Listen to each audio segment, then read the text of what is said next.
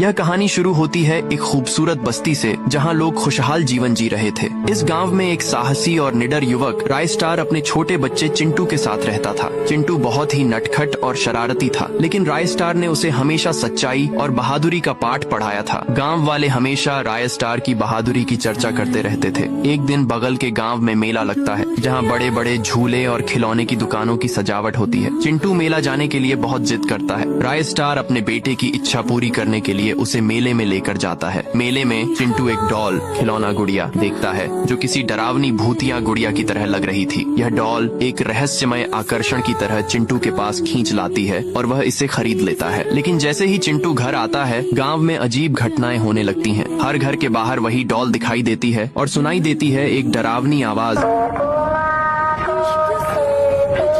जैसे कोई चुड़ैल गांव में आ गई हो। गांव के लोग डर के मारे धीरे धीरे गायब होने लगे और रहस्यमय तरीके से उनके शरीर के पास वही डॉल पाई जाती थी। रायस्टार को कुछ समझ नहीं आता कि यह सब क्या हो रहा है। रात में आवाज गूंजती।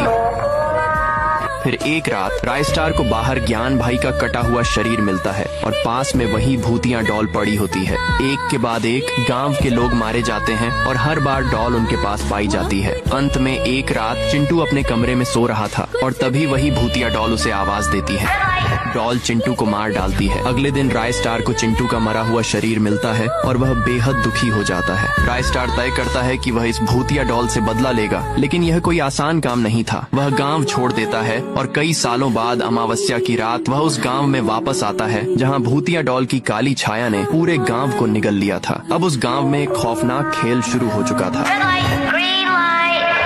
जिसमें डॉल भी शामिल थी। वह वही भूतिया डॉल थी जो अब इंसानों को मारने के खेल का हिस्सा बन चुकी थी। रायस्टार ने डॉल से बदला लेने की ठानी और उस खौफनाक खेल में भाग लेता है। जैसे ही रेड लाइट का ऐलान होता है, बहुत सारे लोग बेरहमी से मारे जाते हैं, लेकिन रायस्टार ने अपने साहस और चालाकी से खुद को बचा लिया। वह एक एक करके खेल में शामिल लोगों को मात देता है और अंत में भूतिया डॉल तक पहुँच जाता है। अब वह डॉल, जो कभी सिर्फ एक खिलौना हुआ करती थी, एक खौफनाक शैतान बन चुकी थी और रायस्टार उसे एक झटके में मार डालता है। जब डॉल मारी जाती है तो एक विशाल और सब कुछ शांत हो जाता है। गांव में फिर से खुशहाली लौट आती है, लेकिन रायस्टार का दिल खाली हो जाता है, क्योंकि उसने अपनी जान को जोखिम में डालकर अपने बेटे का बदला लिया था। अब वह जानता था कि कभी भी खुशियां बिना कीमत के नहीं मिलती। सब्सक्राइब करो, लाइक करो।